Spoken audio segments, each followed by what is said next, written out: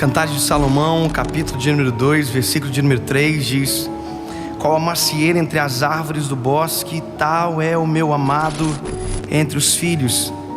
Desejo muito a sua sombra, e debaixo dela eu me assento, e o seu fruto é doce ao meu paladar. Levou-me à sala do banquete, e o seu estandarte em mim era o amor. Sustentai-me com passas, confortai-me com maçãs, porque eu desfaleço de amor. A sua mão esquerda esteja debaixo da minha cabeça, e a sua mão direita me abraça. Eu me lembro que quando eu era menino, nós, os primos, a gente na igreja usava muito Cantares de Salomão para passar cantadinha para as meninas. A gente escolhia um versículo de Cantares, nem entendia direito, mas passava para as meninas. E eu durante muito tempo nunca parei para observar exatamente o que era o livro de Cantares e a profundidade do livro. Até que um dia eu estava pegando um voo, vindo para casa, e sentou um pastor do meu lado. E naquele dia, eu sou muito conversador, mas naquele dia, durante 1 hora de voo, eu não consegui falar absolutamente nada. E não é porque ele falava demais, é porque eu escolhi não falar. Eu escolhi ouvir. E durante 1 hora aquele homem falou para mim sobre vida com Deus, sobre secretos, sobre intimidade, sobre jejum, sobre oração. Enquanto ele falava para mim, eu dizia dentro de mim: eu vou pregar isso que ele está dizendo para mim. Eu vou pregar essa palavra. E eu me lembro que ele pegou esse texto de Cantares de Salomão, capítulo 2, versículo 3. E quando ele leu o texto para mim, eu falei: uau, eu preciso pregar essa palavra. E quando eu pensei isso no meu coração, que eu precisava pregar essa palavra, eu me lembro que ele disse para mim: pastor David, sabe qual que é o nosso problema? É que tudo aquilo que a gente ouve, a gente quer pregar. E eu falei: esse homem leu a minha mente. E eu fiquei com vergonha, e eu disse: como assim? Ele disse: nós temos o problema que tudo que a gente acha que é bonito, a gente que pensa que é para os outros. A gente já quer aplicar para os outros, a gente já quer falar para os outros, a gente prega para todo mundo. E esse é o panorama da nossa geração. A gente fala tudo para os outros.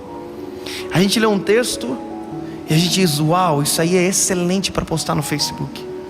A gente procura no Google textos para publicar no Facebook, textos sobre fé, sobre coragem, sobre vida espiritual, sobre vida com Deus, porque a gente sempre quer mostrar para os outros. Quando ele falou aquilo para mim, eu me lembro que dentro do meu coração eu comecei a chorar. Eu dizia dentro do meu coração: eu sou uma vergonha, Senhor, porque eu sou exatamente isso. Eu estou parando de viver a verdade da tua palavra apenas para falar da realidade da tua palavra para os outros. Os outros estão chorando, mas eu não estou vivendo mais. Eu não estou vivendo mais a realidade daquilo que eu estou ministrando para os outros. E sabe, é muito visível quando você fala de algo que você não compra, quando você tenta vender algo que você não consome, porque não há verdade quando não há experiência. É muito legal falar de coisas bonitas, mas são extraordinárias as coisas bonitas quando são a nossa prática. Eu me lembro que quando ele foi ministrando no meu coração, falando todas as coisas, falando que ele ficou 21 dias de jejum. Quando ele disse para mim: pastor, eu fiquei 21 dias no jejum, porque o meu filho falou para mim que eu não tinha moral de falar de jejum para ele. Eles são nos Estados Unidos. E o filho dele um dia chegou dizendo que ia fazer o jejum que o filho de um amigo dele estava fazendo no colégio, que era do Ramadã, de 40 dias.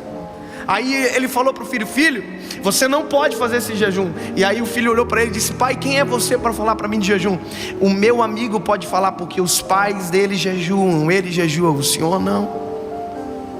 E aquilo arrebentou. Ele disse: então eu jejuei durante 21 dias. E eu escrevi um livro, 21 dias num lugar secreto.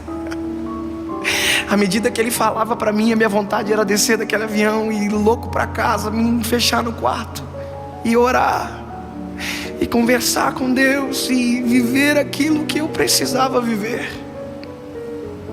E hoje eu estou ministrando isso para vocês porque eu me escondi dentro de um quarto para descobrir o que isso aqui quer dizer. Sabe, a gente fala de vida com Deus, mas muitas das vezes nós não temos absolutamente nenhuma vida com Deus.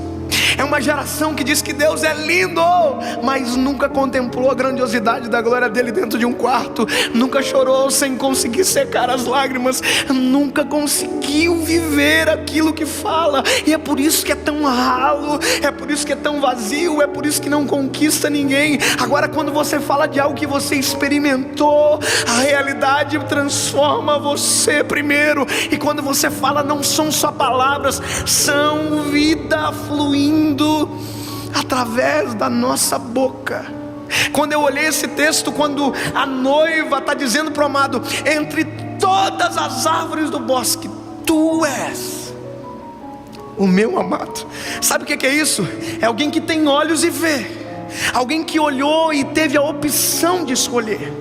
Ele olhou tudo, ela olhou tudo, e ela disse: eu sei o que eu quero, e o que eu quero é o meu amado. Sabe, a nossa geração é a geração que pensa que sabe o que quer, mas quando a gente sabe o que quer, as atitudes que vêm depois mostram isso. Porque a noiva diz: ei, tu és a minha sombra. E aí ela diz: debaixo dela eu me assento. Sabe o que é isso? Eu não olho de longe, eu não sou alguém que só contempla, eu sou alguém que experimento. Isso é top. Imagina, ela se assenta debaixo da sombra. Esses dias eu cheguei em casa e eu não estava sem chave, eu fiquei para fora de casa. E eu caminhei durante uns 7, 8 minutos no sol escaldante. E quando eu cheguei para entrar onde eu moro, estava fechado.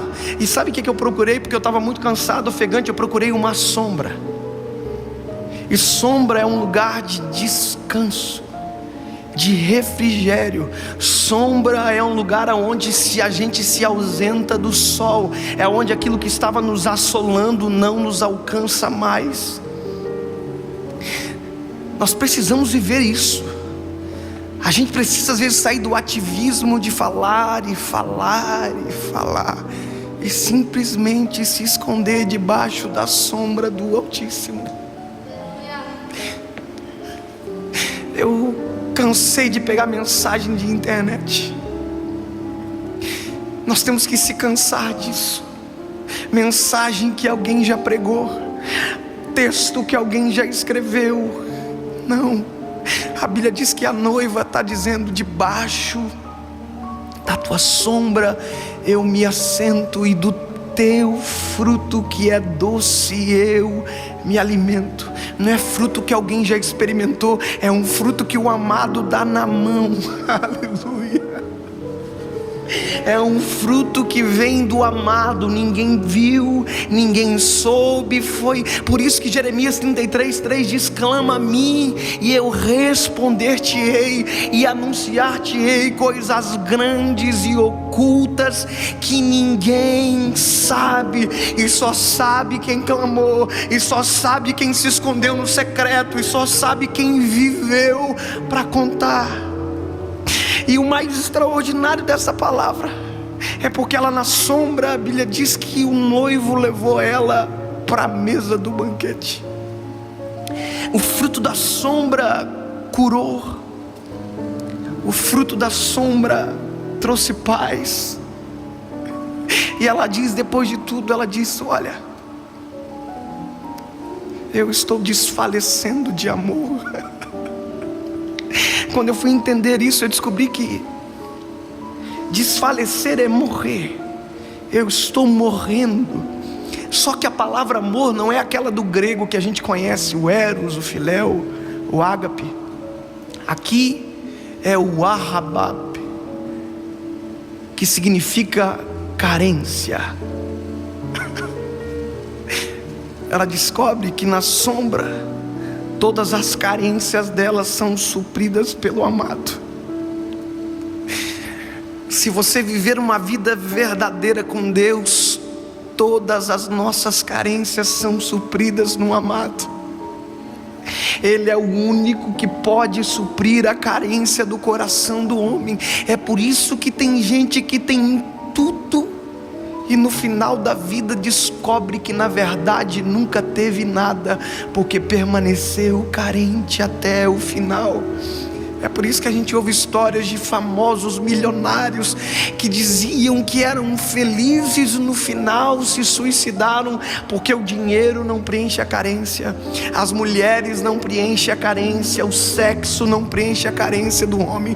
A única pessoa que preenche o vazio, o eco da alma do homem está aqui. Aí a noiva diz: com a tua mão direita sobre debaixo da minha cabeça, com a tua mão esquerda me abraça. Ela descobriu que na sombra acontece algo que em nenhum outro lugar acontece.